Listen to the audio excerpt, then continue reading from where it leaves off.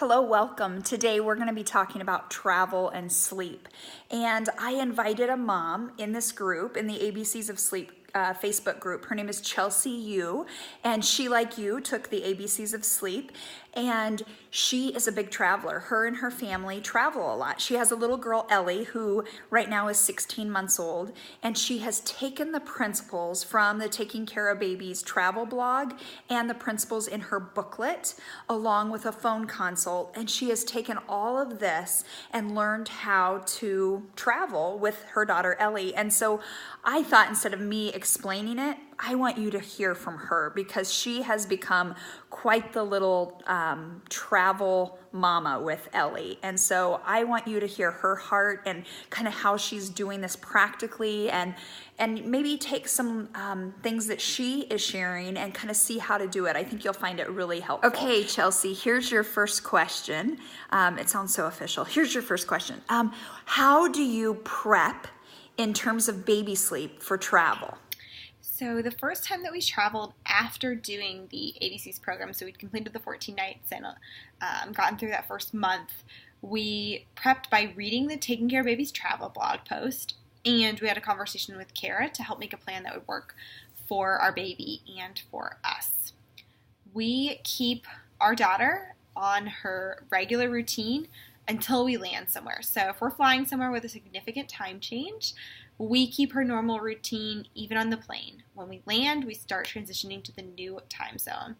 Just like Cara suggests in her blog post, if we're traveling for only a few nights, then we do our best to stay on our home time zone.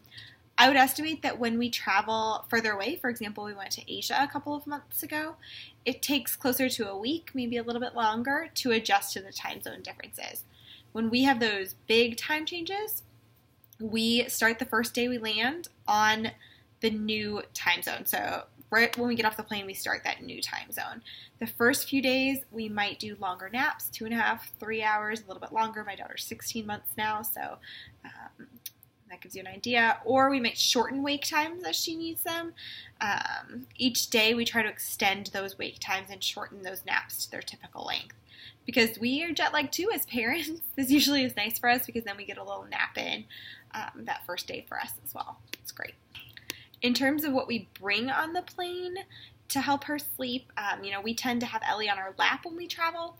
So for sleeping, she does best in our carrier. We have an ergo carrier. I can cover her head so that it's nice and dark. The plane is sort of a built-in sound machine, so that helps. We make sure any windows are closed around us that we can. Block out as much light as we can to have it darker for her. When we have an extra seat, I lay down a blanket for her, so it can be as cozy as possible for her to sleep there. Now that Ellie is older, we prefer to travel during her wake times rather than nights or nap as much as we possibly can. She just sleeps much better in her own space, so if we can arrange it so that she doesn't need to sleep while traveling, or she only needs to do one nap, we really try to make that happen. I would much rather keep her entertained than have her frustrated because she can't sleep as easily. As a bonus, this means that when we get to our destination, she's usually ready for sleep, so I can start getting her acclimated to a new sleep environment right away. This is such practical advice. Thank you for sharing that. Now let's talk about something I think a lot of us struggle with: expectations. Chelsea, what expectations do you have for Ellie's sleep while you travel? Okay, so our expectations for sleep when traveling are pretty simple, I think. We basically have a low bar for sleep when traveling. Sometimes it goes great. She sleeps just like at home. Sometimes it goes not so great, and it's a little bit challenging. It's all okay, and I just try really hard not to stress about it. We put in the hard work with the 14 nights. We know that we can trust the program when we get home, and we'll have our great sleeper back in no time. If we have a time, though, where things aren't going so great, my husband and I try to split things so that we're both getting as much sleep as possible.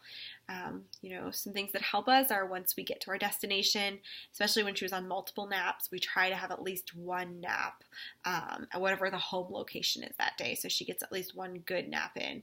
And we also try to keep bedtimes as much as possible. I mean, we're traveling, so that's just not always going to happen, and that's okay too. I think just be gentle with yourselves and enjoy your vacation. That's important. I absolutely love that you remind yourself that if everything goes wrong, you have a plan to fall back on when you get home. I love it. Like, my goal for you is that you are enjoying your vacation and that you're having fun, not constantly worrying about baby sleep. So I love it that you're gentle with yourself and just so like, okay, I have a plan. Like, that's my heart's desire for you and for all of you. Chelsea, tell us now your top baby sleep hacks. So some travel hacks that we've learned throughout our experience in terms of napping on the plane. Because we often have her in our laps, there's just not a lot of chance for her to fall asleep on her own.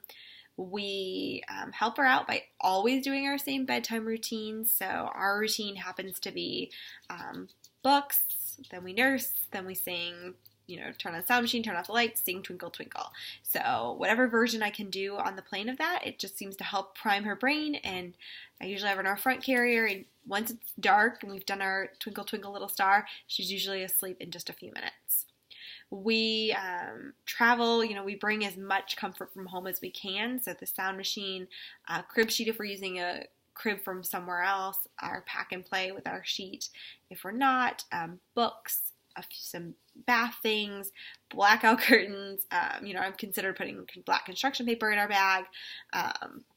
We try to make it as easy as possible, especially if we're going somewhere for a while. If we can give her her own space when we get somewhere, master closets have been awesome when we stay places. We do that because that works out best. I also just made her a travel wall, which you'll see in a second, so that when we don't have a separate space, she can be blocked off from us with the wall, because I'm just not super tall, so I can't reach to hang a sheet, but this seems to work well for us.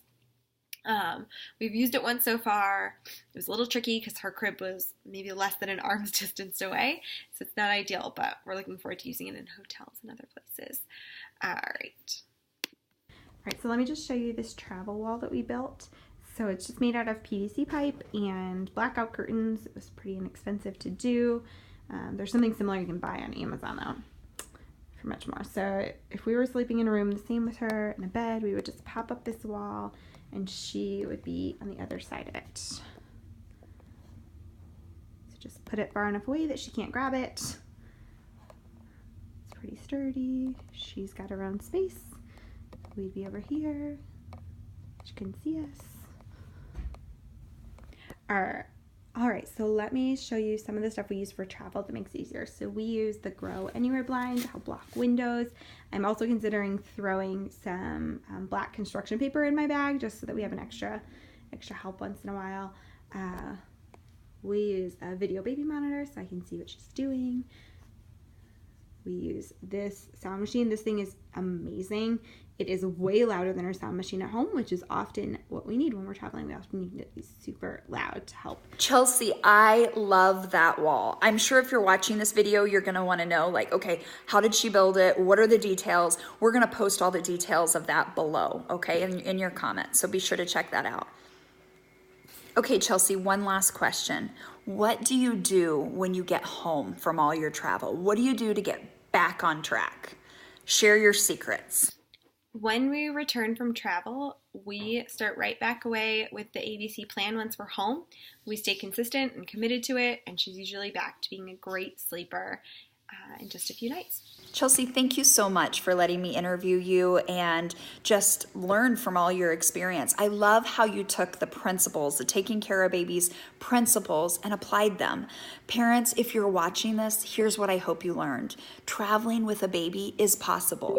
Will it be perfect? Probably not. It doesn't have to be perfect because you have a plan to follow when you get home. You can get your good little sleeper back. And that's what I really wanted you to see from Chelsea.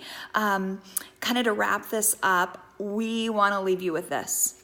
Go travel the world. Take that baby along and post your pictures. Tell us what you learned. Tell us what you found to be helpful. Thank you.